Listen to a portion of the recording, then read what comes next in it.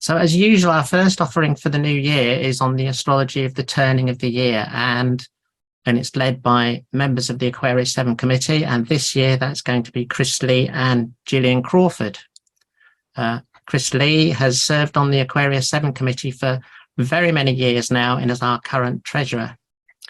He's an experienced astrologer and regularly contributes to our astrological offerings, especially leading these annual reviews of the astrological year, along with our old friend Graham Boston, who recently stepped down from the committee after very many years of service. Gillian Crawford joined Aquarius Severn a few years ago and is now a committee member responsible for all our mailings.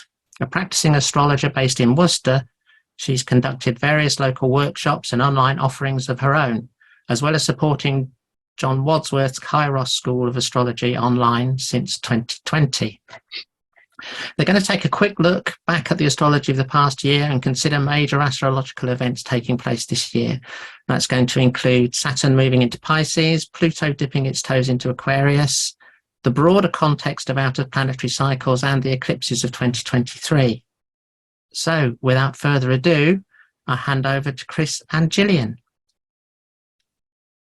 Hi, so yeah, I'll be looking at the first section. We'll just have a quick look back at a few things from 2022 and yeah, remembering the ongoing outer planet background of Pluto still in Capricorn, just about, Neptune in Pisces and Uranus in Taurus. So I thought I'd just put up a few images from as reminders, as it were, of 2022. Well, climate change is still with us, of course, or at least we have this ongoing extremes of climate. So the bottom right, floods in Pakistan. We had very unusual weather in the UK. We have had the warmest year on record in terms of average temperatures. We had a record-breaking heat wave in the summer. In last spring, we had widespread stormy weather with widespread flooding, and then an unusual for recent years, very cold spell in December. And so, yeah, that's maybe still related to Uranus in Taurus. We had in Iran, which is bottom left, following the death of Mahsa Amini, widespread protests against the government, which is very unusual. Again, that's ongoing, and is particularly related to women's rights, it seems, which is good that is being brought much to the fore in that country, I'd say. In America, one of the big changes was the rolling back of rights relating to women's right to choose regarding childbirth. That's a picture from the top right. And then, of course, we had the rather alarming and unexpected Ukraine war started earlier in the year, which has been an enormous change for the whole planet, really. Maybe we thought those times had gone. Yeah, I put in the World Cup because, yeah, that was held in Qatar, and many people would say the background to that was a lot of corruption, that it went there in the first place. It's normally in the summer, but they had to hold it in the winter because it's too hot in the summer. Qatar doesn't really play football. And some people have regarded it as a really egregious example of sports washing, and particularly because of the human rights issues in Qatar, again relating to women's rights, but also problems with the migrant labour that built the enormous stadiums with the lack of regard for safety and poor pay, etc. And there are many more issues with that. Of course, nowadays these things reach a global audience. Now, in the UK, I just look at the invasion of Ukraine chart. I'm not going to spend long on these charts, but some of you might remember that last year we mentioned the very unusually long Mars-Venus conjunction, which went on for a couple of months at the start of the year. It's unusual for it to be that long. And there you can see it in that chart in Capricorn, Venus rising along with Mars. And it did just occur to me a number of things about that. There was this kind of ongoing, will this happen, won't this happen, surely it won't happen. And of course it did in the end.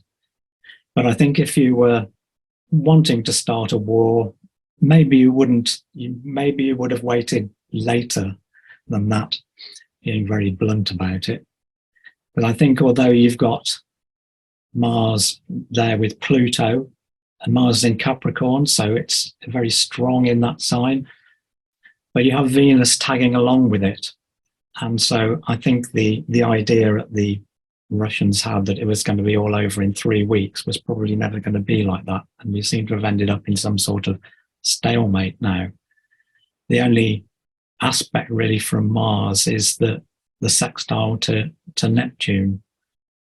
I do wonder if more diplomacy could have gone on, as often with wars. It fails to happen enough, but that would be my view. We could utilize that Venus, because it's going to be always hanging on to Mars' coattails in this conflict.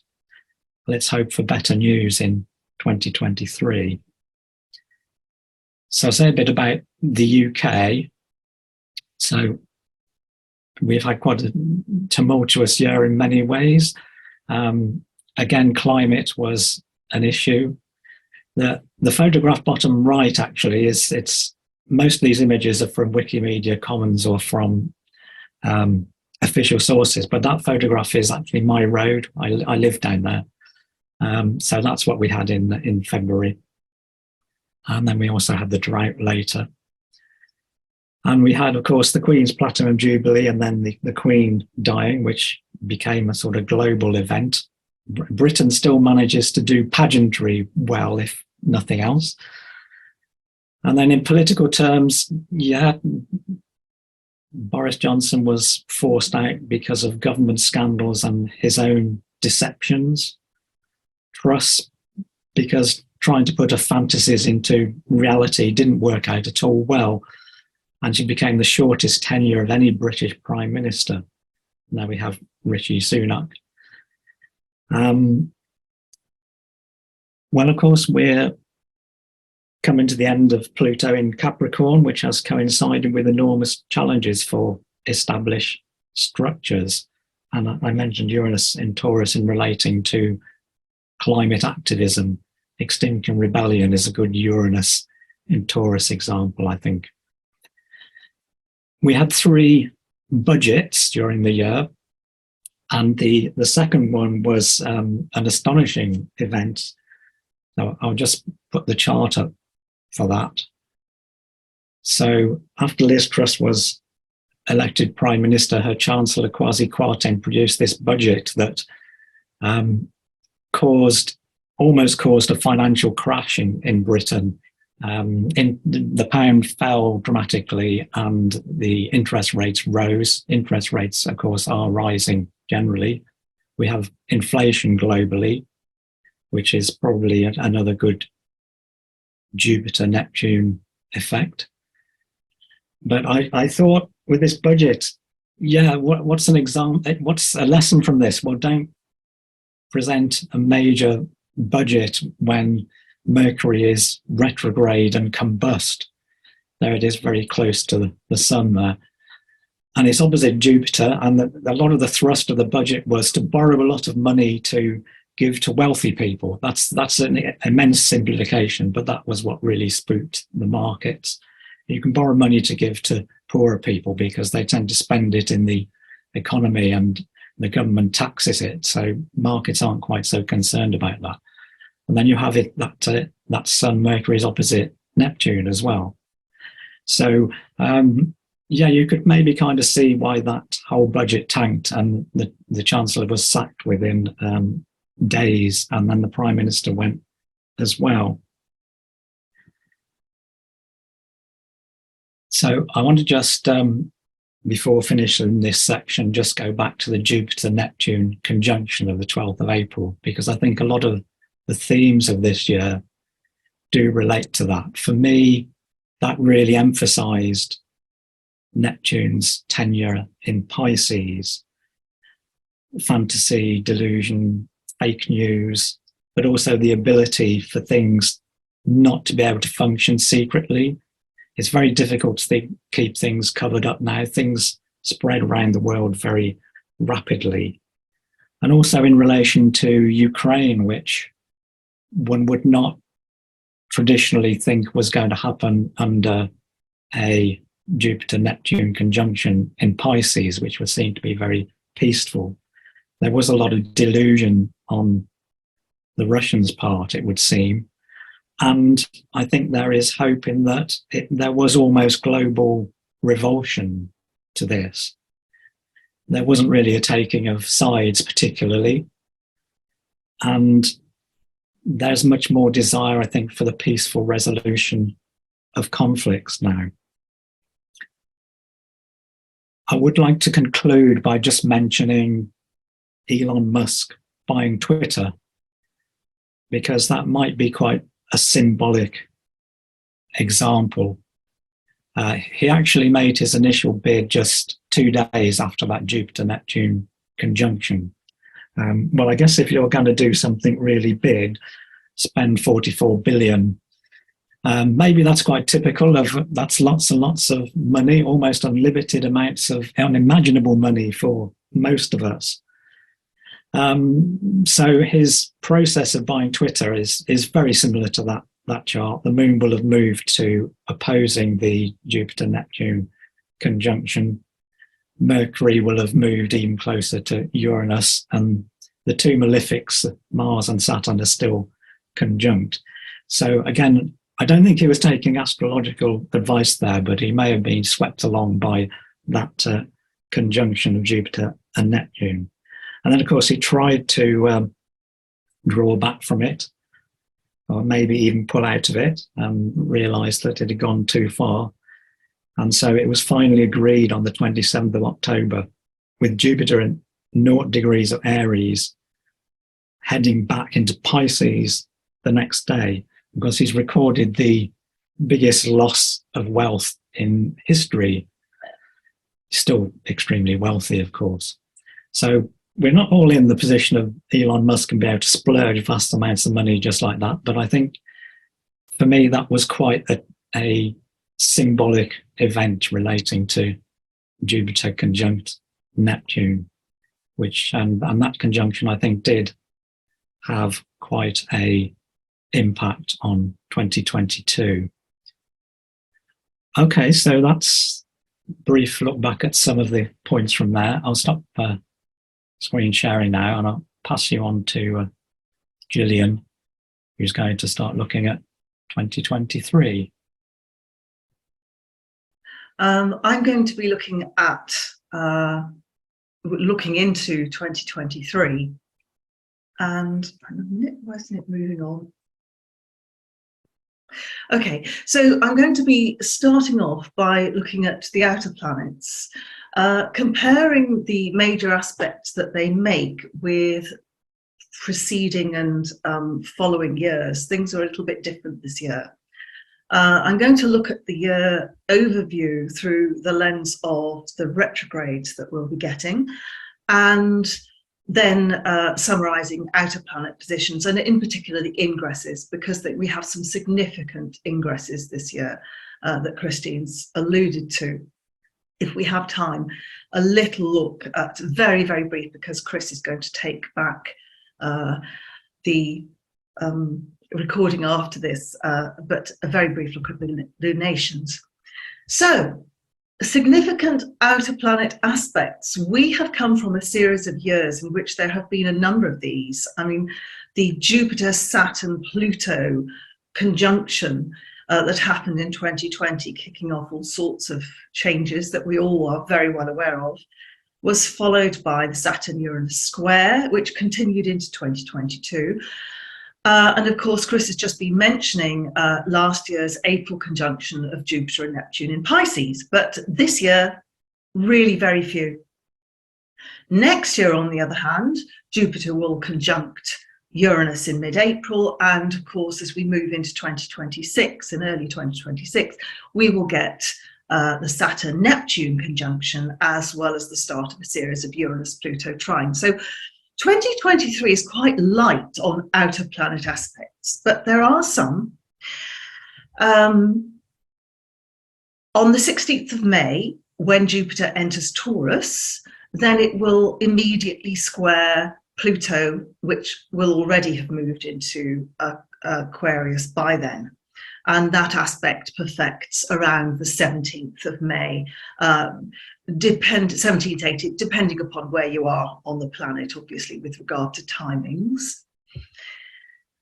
So the other thing that's of note, once Mars finally finishes its long retrograde, well, just as it's nearing its end, it will make the third of a series of squares to Neptune, and then it will continue as it continues around the zodiac throughout the year. It'll make a number of different aspects to Pluto, Uranus, and Neptune.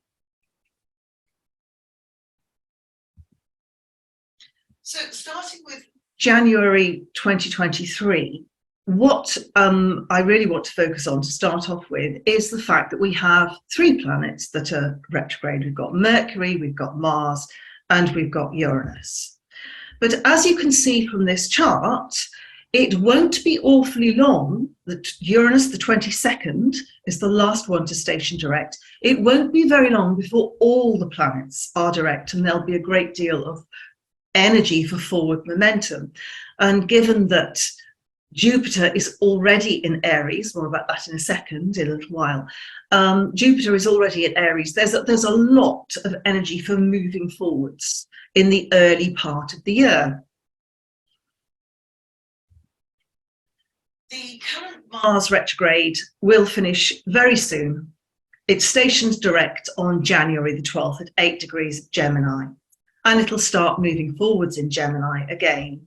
Just a quick look back at it, it stationed retrograde at 25.5 degrees back towards the end of October. And during its process backwards, it's made a couple, and forwards, it's made a couple of weak aspects to Neptune in Pisces. Neptune in Pisces is at 25 degrees. So when it was on its first pass forwards, it made a square. Then as it started its retrograde, it made another square. It's obviously going to station direct very soon. And then eventually, mid-March, it will square Neptune again for the third and last time. And it clears its retrograde shadow very soon after that on the 16th of March. Meanwhile, we also have a Mercury retrograde, which will complete on the 18th of January. Well, it will station direct on the 18th of January and clear its retrograde shadow in early Feb. That's in Capricorn, an earth sign, obviously. And we've got the Uranus retrograde, which of course happens every year for an extended period of months, but that will be finishing on the 22nd of January. The date differs according to where you are in the world, in mid-Taurus. So that's where we are in terms of the January retrogrades. We will have lots of forward momentum after Uranus stations direct.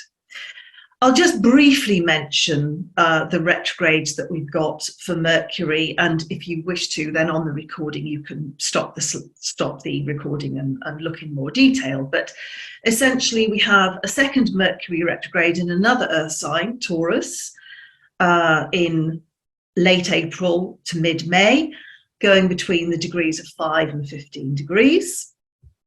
Third, in a third earth sign, Virgo, between August and September, clearing its retrograde shadow towards the end of September. So we've got all four Mercury retrogrades there. There's a fourth one, which is in a fire sign at the very end of the year. It just starts at 8 Sagittarius.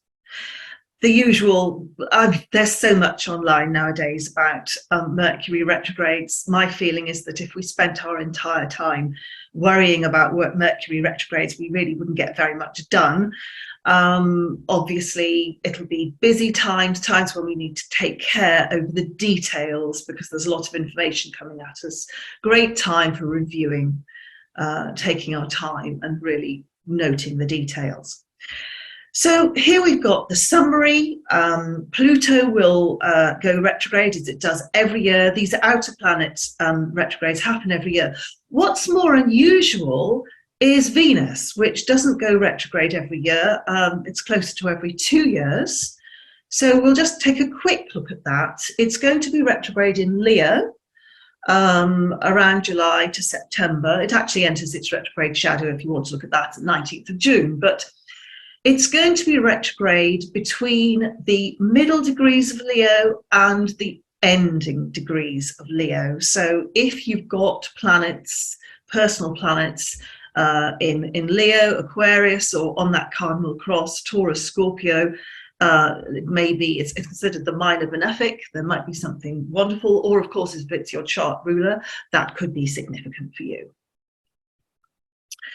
So I've quickly dealt with major aspects, of which there are very few, and looked at an overview of the year from the perspective of retrogrades.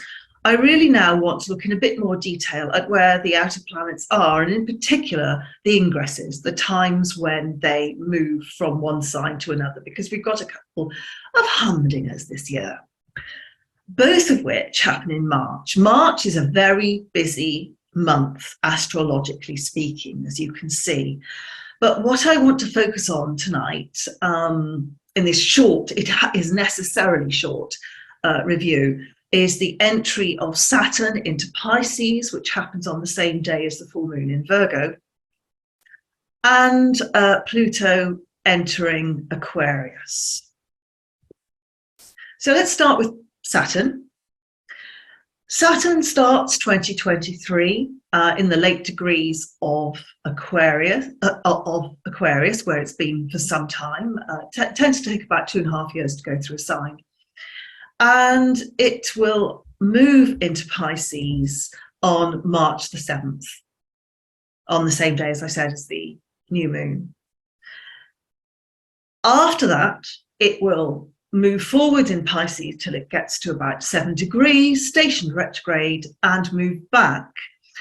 When it stations direct, it's still at 0.5 degree of Pisces. So we are seeing our last of Saturn in its ruling sign of Aquarius, it rules Capricorn and Aquarius, up until early March this year. And we might want to think about what it is that we want to structure in our lives. What ideals do we have? What ideas do we have to make the most of those last months? But obviously, as it moves, it's going to be a Saturn return for those people. Well, a Saturn return for those people born once it moves into Pisces around the mid-60s or the mid-90s,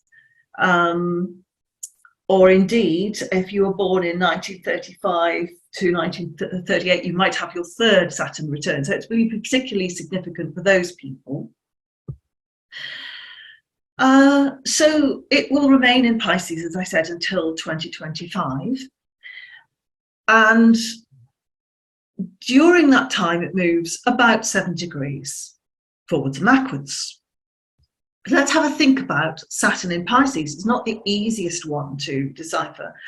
Here's some of the things that we have connected with the archetype of Saturn. Saturn is the lord of karma, the lord of time, the lord of structures and boundaries.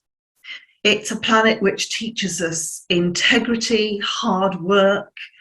It is something that's associated with being serious and thorough, with challenge and difficulty.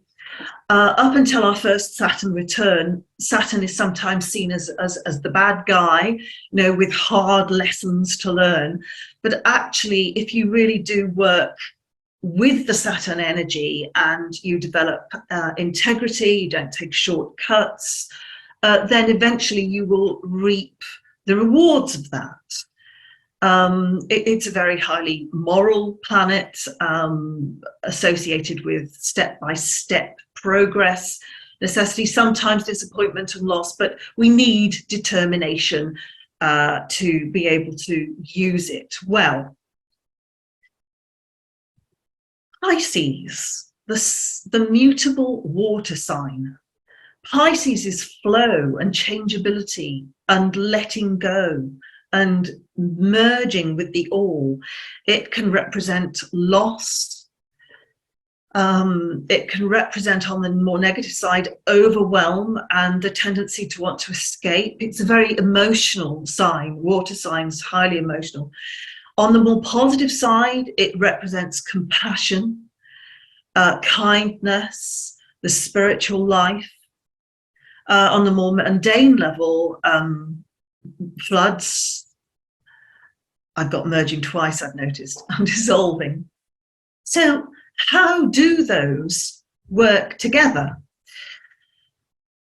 It's an interesting one. The energies don't really naturally seem to work, and yet they have to. They're Saturn in Pisces will have a particular feel to it. And those of you who were born with Saturn in Pisces may well have a lot to contribute to our discussions later on this evening. So what could we say? How could we combine these archetypes?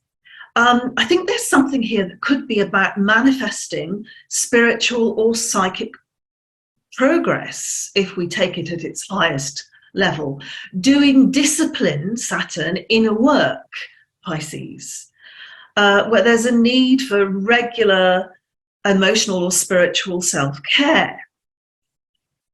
With Pisces, it could be acts of compassion and kindness. So Saturn, regular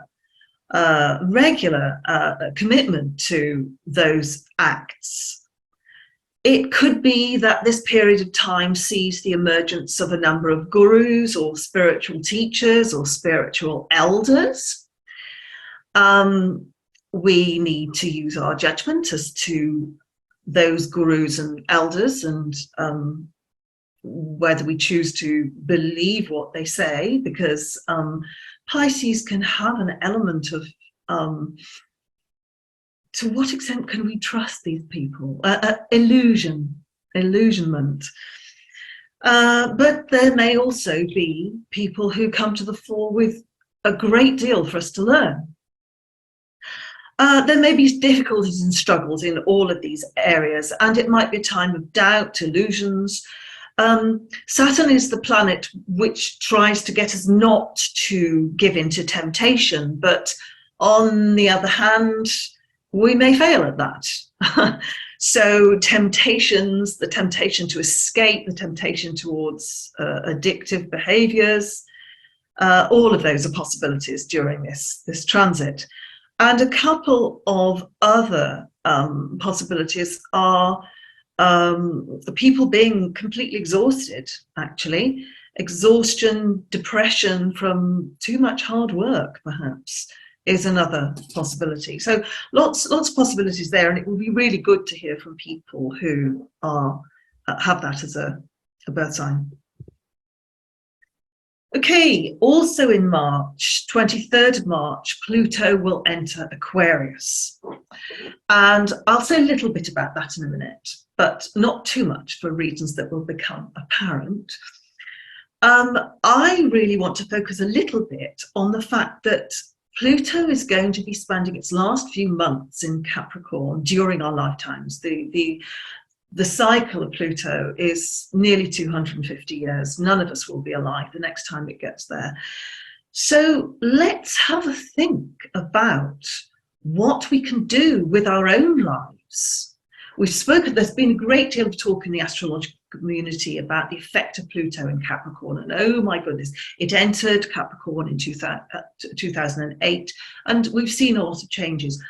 But what can we do to purge what is toxic in our own lives? What can we do to restructure Capricorn, our lives, so that to face our own shadows, so that we can move with Pluto as it moves back into Aquarius, forward into Aquarius with a more a helpful structure for ourselves.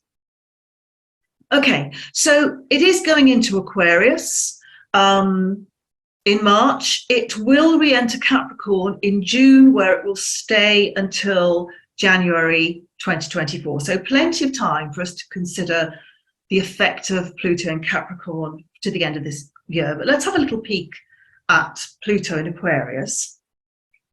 So here are our two archetypes. We've got the Lord of the Underworld. Pluto is to do with power, power over, how we give our power away, how we are in relation to others in our power, power over, power under, power with, dynamism. It's also the subconscious and the shadow. And Jung says that which we do not make conscious, we are bound to project outside ourselves. So there's something here about, I think with Pluto in Aquarius, about projecting our shadow onto others. That's a possible more negative side of it. It's to do with cycles of death and renewal, hence the planet of transformation. But it is the planet of hard truths. It's not an easy planet. It has an effect of sort of scouring and purging. And of course, its transits last a long time. Which is not to say that we should despair. I have had Pluto go over almost all my planets during my lifetime, and I'm still here. Pluto in Aquarius, the water carrier. This is a fixed air sign. It's about ideals and it's about ideas. Fixed air, fixed ideas could be about dogmas. On the positive side, it's interrelationships, how we connect with each other. It's about systems. One of the shadow sides of Aquarius is the heartless system, but ideally it's making systems work for us. It's about our society, tribe, our group, the group we belong to. And in keeping with the darker side of Pluto, I wonder to what extent groupthink will be characteristic of the years of Pluto in Aquarius. It's going to be in Aquarius for about 20 years. I think we need to be very careful to own our own shadow, to look at our own psyches, and to be careful to listen to other people, to make relationships with other people, to build the humanitarian side of Aquarius. It's such a wonderful sign, it can be, if we are careful to own our shadows and to listen to each other and not make these in-group, out-groups poisonous. But I don't want to say too much more about this because our next talk is going to be given by our friend Bernard on Pluto in Aquarius. He has a very interesting way of looking at it, and I'm looking forward to that. You can find details of all our talks on Aquarius Severn, of course, on our website. Okay, so moving on then to the other outer planets. Neptune stays in late Pisces. It's moving between around late 22 degrees and 27 degrees, late 27 degrees during the course of the year. I've already mentioned the square that Mars makes to it. Uranus will remain in late Taurus, and it's going to travel between about 15 degrees, which is pretty much where it is at the moment, and 23 degrees during the course of the year. I'll come on to the full moons briefly. From January to April, all of the full moons are going to be close to 16 degrees. So in that early part of the year, they're all going to make aspects to Uranus. And as I've already mentioned, the Jupiter conjunction to Uranus won't take place until mid-April 2024. Okay, so Jupiter, a bit close to home. Jupiter has already started 2023 in Aries. It's going to whisk through Aries and leave it in mid-May 2023. So what can we do about that? Jupiter is considered to be a benefic planet. It's Jupiter, the blessing giver. But we do need judgment to discern the true worth of anything that Jupiter offers us. We need to use our own judgment. On the plus side, it's expansive, it's hopeful, it's generous, it's the planet of faith.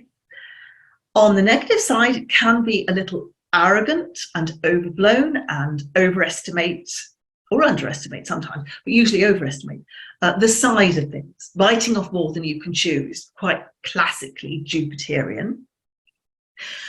And in Aries, the cardinal fire sign, it is a wonderful time to start new projects with enthusiasm and energy. Cardinal initiatory, starting new projects. Aries is full of enthusiasm and energy, and the fiery sign of Jupiter, it really does support that, especially once the Mercury and Mars retrogrades are over.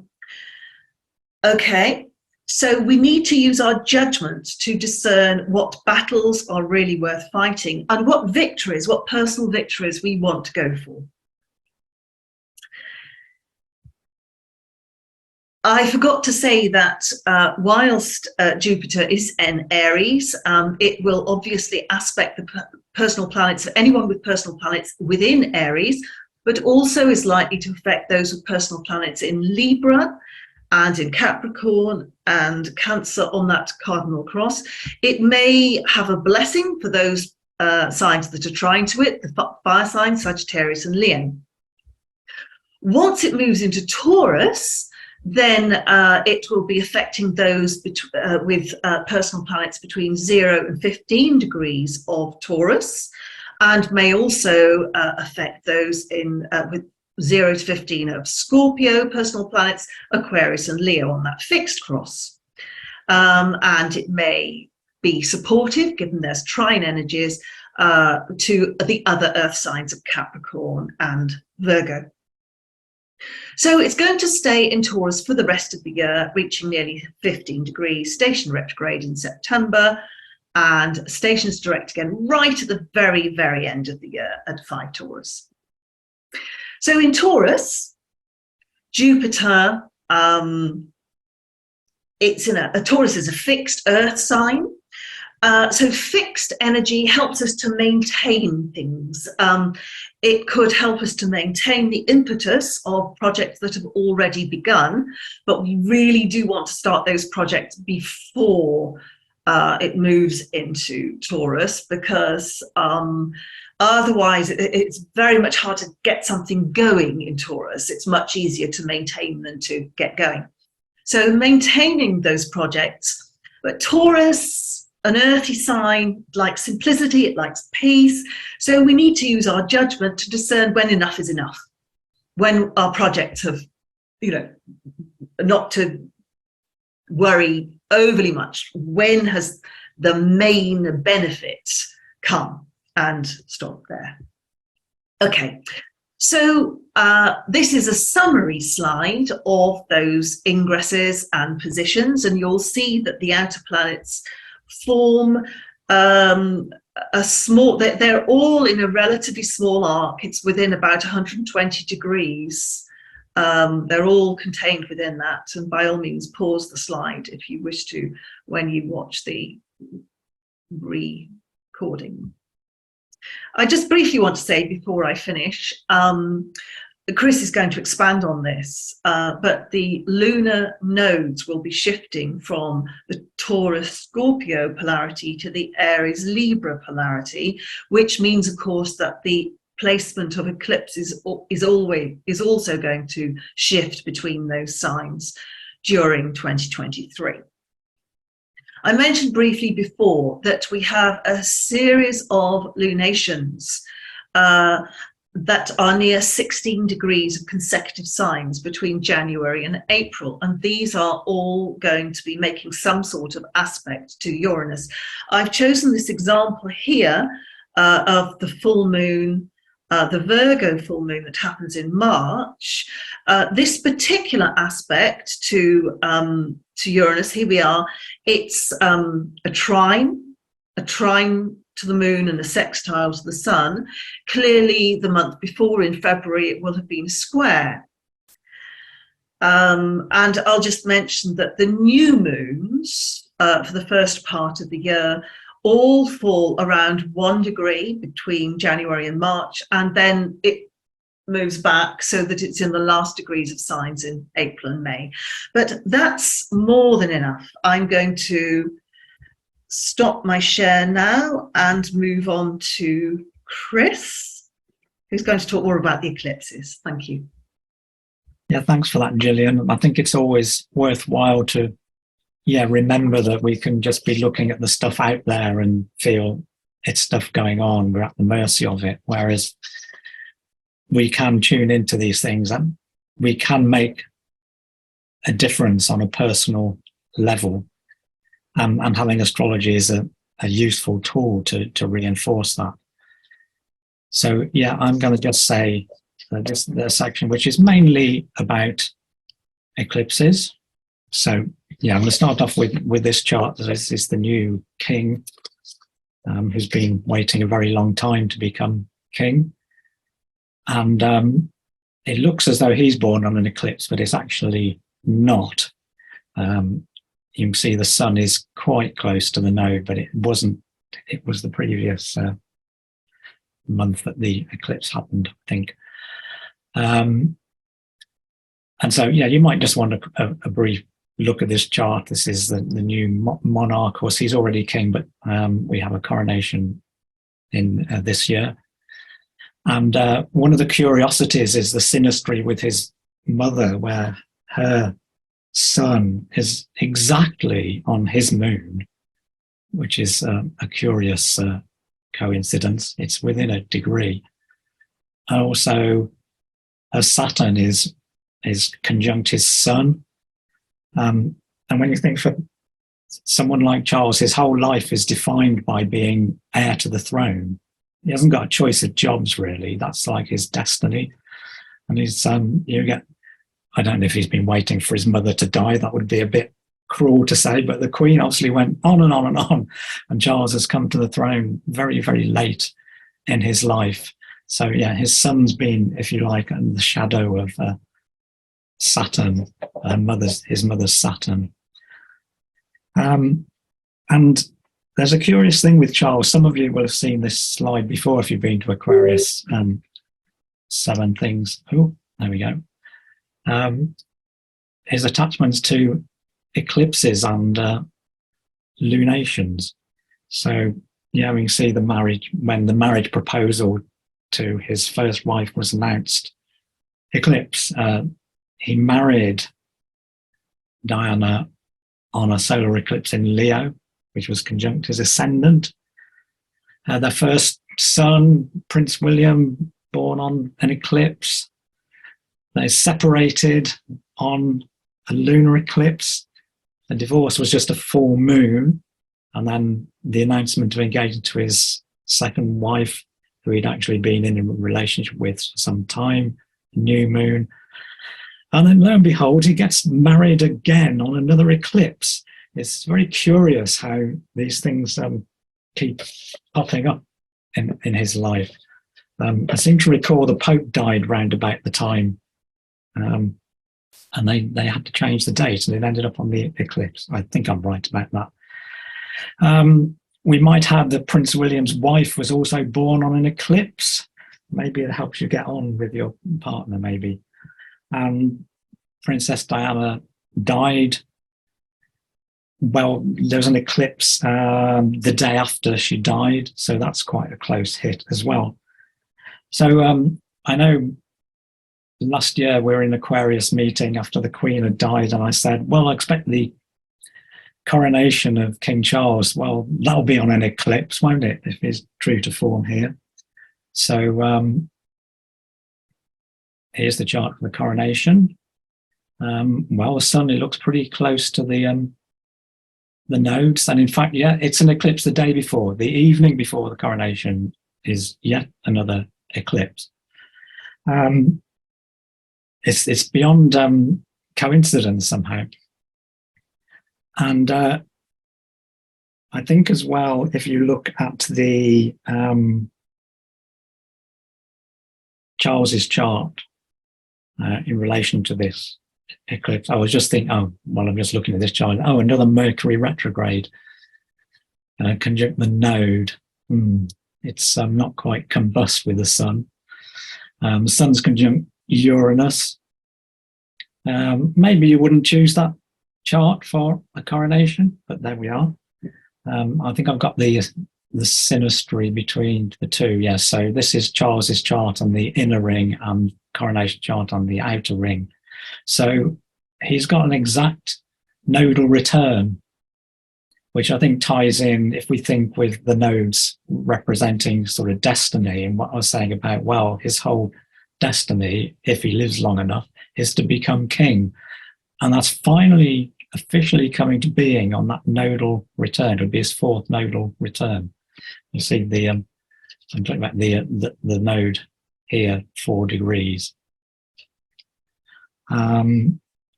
Yeah, so we'll wait and see what that event actually is like.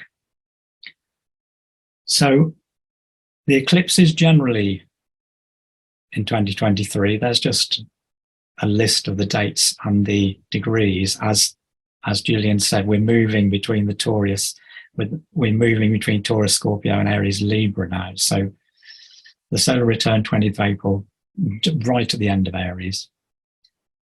And so if you've got planets near these points, particularly at the exact degree of the points of these eclipses, then really look out for that on those dates. Eclipses, I think, there's a lot of debate about eclipses. People have different takes. For me, they're a bit like those old-fashioned sink plungers, or they can be.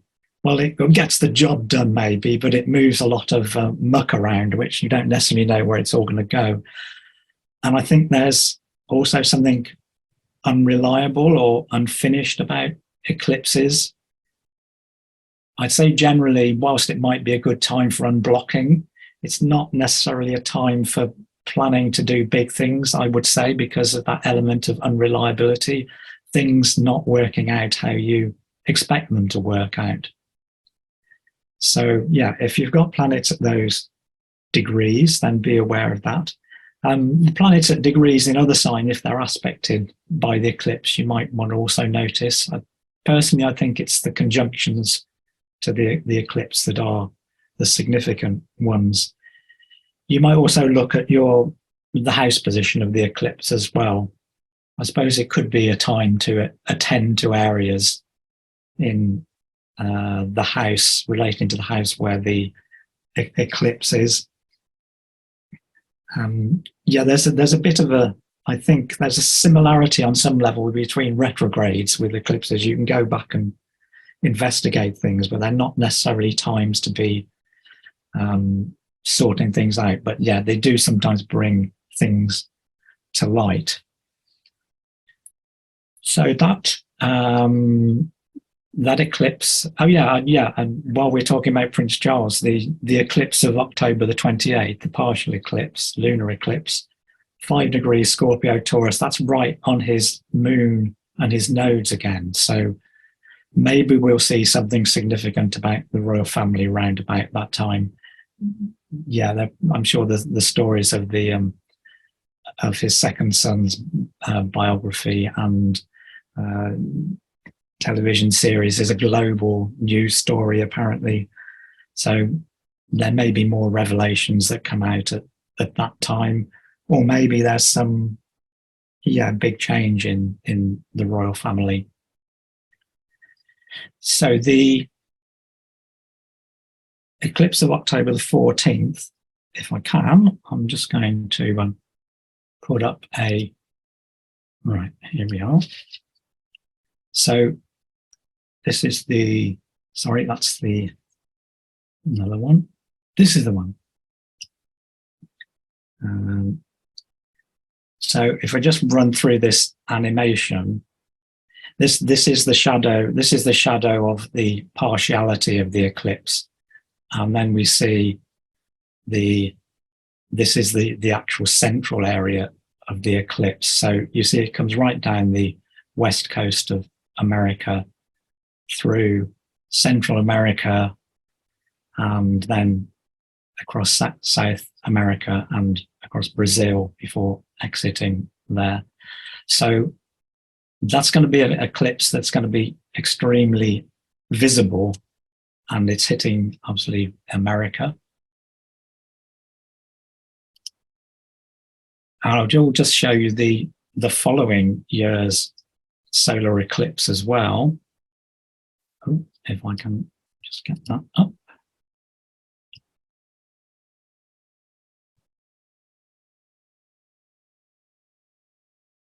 Well, I had that one ready. Here we go.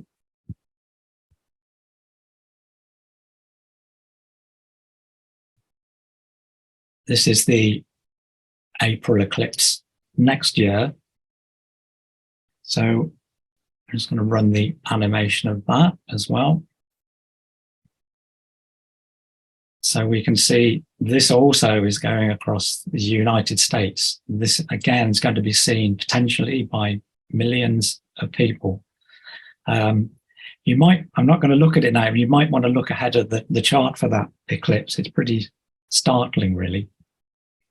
So probably those two eclipses should be taken together. I'll just have a brief look at the chart for the October eclipse. Let's bring that. Right, here we go. Sorry about the delay. So that's the October 14th eclipse this year. So it doesn't look a particularly dramatic chart, but again, if you've got planets round about there, do be aware of that. Yeah, it's sort of, well, it's squaring Pluto vaguely, I guess. But yeah, that's the October 13th eclipse. There's going to be a very big event. I mean, with the spread of knowledge nowadays, these two eclipses in America are now be calling the Great American Eclipses. So one more thing I'd just like to mention to conclude, and it's only a passing event really, but this is the Jupiter conjunction with Venus, 2nd of March this year. Now, of course, this happens every year, a Jupiter-Venus conjunction, and it's quite a transient event. But this is potentially quite a dramatic one to see in the sky if we get clear sky. So you're probably aware that when we do charts, they're for a flat plane, but of course the universe doesn't exist on a flat plane. So when we talk about planets being conjunct, quite often they can be a long way apart in the sky. One can be there and the other can be there. They can be above and below the ecliptic. They can be out of bounds. This this conjunction is going to be very close. Venus and Jupiter are going to be like that. They're within half a degree. So the two brightest planets are going to be visibly very close. And you'll be able to see that them in the southwest after sunset. In the UK, probably best to look on the evening of the 1st of March to see them at their closest. Usually seems we get a lot of clouds. So let's fingers crossed about that. And of course, you can track it. They'll be very visible for the weeks before and after. You'll see Venus gradually catch up Jupiter and then overtake it. So it could be a lovely event to see. And if you've got planets round about 12 degrees of Aries, then hey, that's good for you. The two benefics close together. So, but don't go mad, you know, Jupiter and Venus together can be a bit, can forget about, Saturn, I'd say, can just leap into things. But yeah, have fun anyway if you've got that conjunction aspect in your chart. So that's a nice note to end